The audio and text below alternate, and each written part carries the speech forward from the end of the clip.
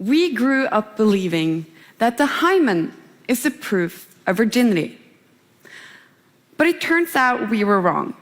What we discovered is that the popular story we're told about female virginity is based on two anatomical myths. The first myth tells us that the hymen breaks and bleeds the first time a woman has vaginal sex. In other words, if there is no blood on the sheets afterwards, then the woman was simply not a virgin. The second myth is a logical consequence of the first. Since the hymen is thought to break and bleed, people also believe that it actually disappears or is in some way radically altered during a woman's first intercourse. If that were true, one would easily be able to determine if a woman is a virgin or not by examining her genitals, by doing a virginity check. So that's our two myths. Virgins bleed and hymens are lost forever. Now, this may sound like a minor issue to you, but the truth is, the myths about the hymen have lived on for centuries because they have cultural significance.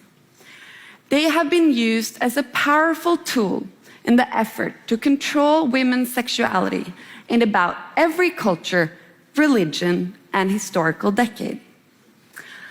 Women are still mistrusted, shamed, harmed, and in the worst cases, subjected to honor killings if they don't bleed on their wedding night.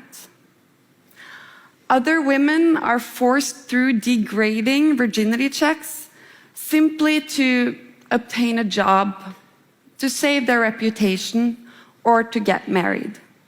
The absurdity of virgin testing is illustrated in a study done on 36 pregnant teenagers.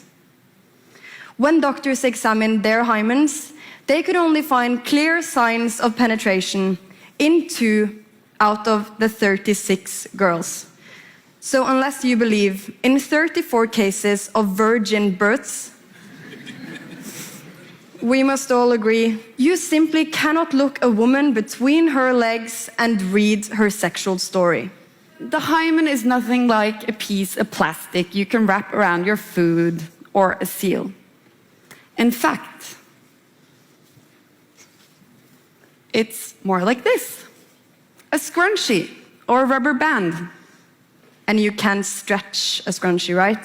You can stretch a hymen too. It's very elastic. And for a lot of women, the hymen will be elastic enough to handle a vaginal intercourse without sustaining any damage.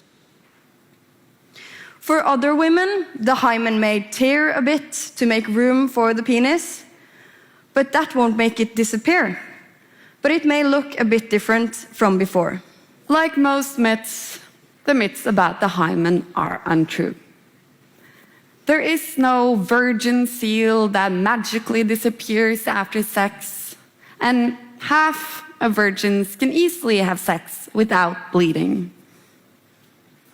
We wish we could say that by removing these myths, everything would be okay, that shame, harm, and honor killings would all just disappear. But of course, it's not that simple. Sexual oppression of women comes from something much deeper than a simple anatomical misunderstanding about the properties of the hymen. It's a question of cultural and religious control of women's sexuality, and that is much harder to change. But we must try.